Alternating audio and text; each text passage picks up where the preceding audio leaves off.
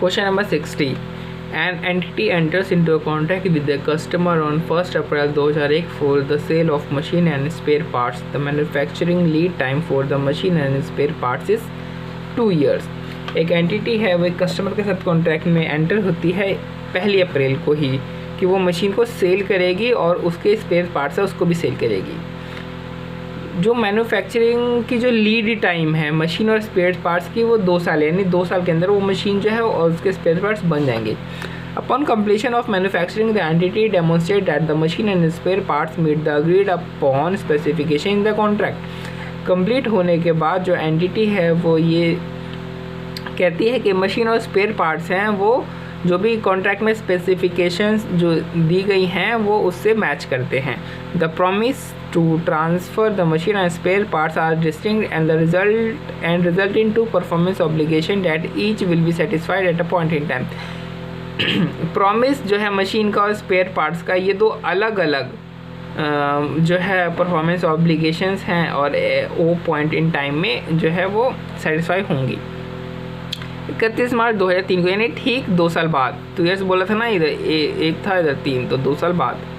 The customer pays for the machine and spare parts but only takes physical possession of the machine although the customer inspects and accepts the spare parts. The customer request that the spare parts be stored at the entity's warehouse because of its close proximity to the customer factory. Customer जो है वो machine के और spare parts के पैसे लेता है लेकिन अपने साथ सिर्फ मशीन को लेकर के जा रहा है। स्पेयर पार्ट्स वो कहता है कि आप अपने वेयर हाउस में ही रख लो, जब भी मेरे को ज़रूरत होगी मैं मंगवा लूँगा, क्योंकि आपका जो वेयर हाउस है वो मेरी दुकान के बगल में ही है और मेरी दुकान में इतनी जगह नहीं है। The customer has legal title to the spare parts and the parts can be identified as belonging to the customer.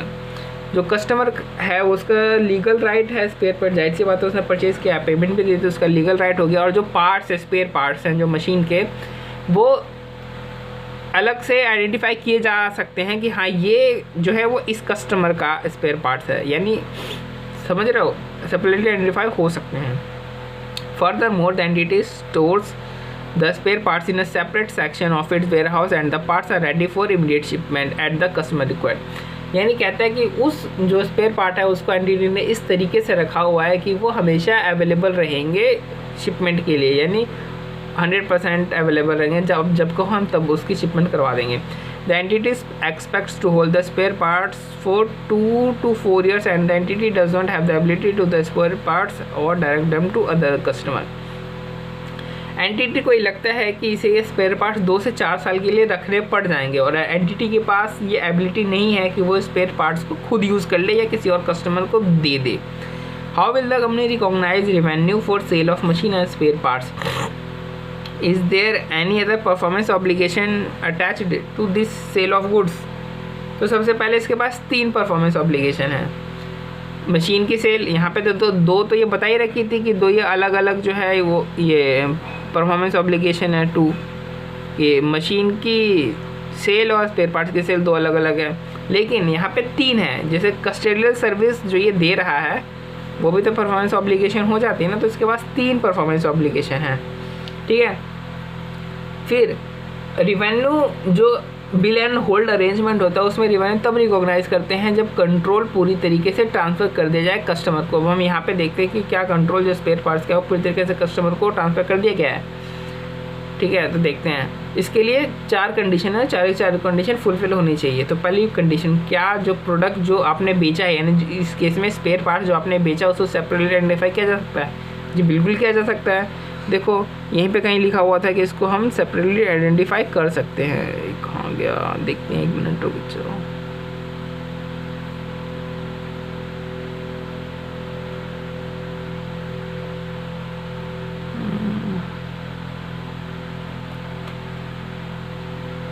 यहाँ पे कहीं लिखा हुआ है कि सेपरेट आइडेंटिफाई कर सकते हैं, ठीक है। दूसरे केस में जो एंटिटी है वो बेचने के बाद उस प्रोडक्ट को यूज़ नहीं कर सकती है, अगर वो उसके पास रखा होता है किसी कस्टमर को नहीं दे सकती। यहाँ पे बिल्कुल जी सेकंड कंडीशन हमारी यहाँ पे सेकंड कंडीशन हमारी फुल होती है। तीसरी कंडीशन है कि जो प्रोडक्ट है वो हमेशा डिलीवरी के लिए रेडी होना चाहिए। जी बिल्कुल, यहाँ पे ऑलरेडी लिखा हुआ है इमीडिएट शिपमेंट के लिए हमेशा रेडी है।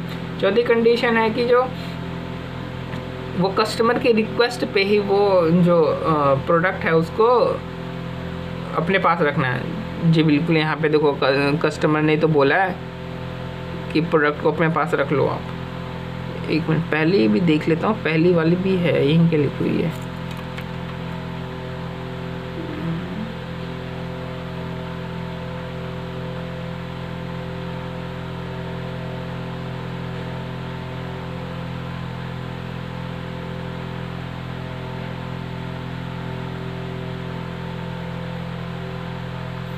आइडेंटिफाइड एज बिलोंगिंग, यानी ये पहली कंडीशन पूरी हो गई। पहली, दूसरी, तीसरी और चौथी, चारों कंडीशन पूरी हो गई। तो रेवेन्यू कब रिकॉग्नाइज किया जाएगा?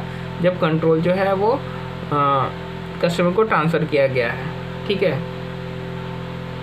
अब ये मान करके चलेंगे कि जो कंट्रोल है वो पास कर दिया गया कस्टमर को। अच्छा, रेवेन्यू कब रिकॉग्नाइज करेंगे? कि जब हमने कंट्रोल जो है ट्रांसफ़र कर दिया है कस्टमर को। अब कंट्रोल कब, ये पता कैसे चलेगा कि कंट्रोल में ट्रांसफ़र कर दिया, कि चार कंडीशन फुलफिल हो जाएगी, यानी कंट्रोल ट्रांसफ़र हो गया। यानी मतलब कि हाँ, कंट्रोल ट्रांसफ़र हो गया। अब कंट्रोल ट्रांसफ़र हो गया तो हमें रेवेन्यू जो है रिकॉग्नाइज करने चाहिए। इस केस में हम रेवेन्यू रिकॉग्नाइज कर लेंगे।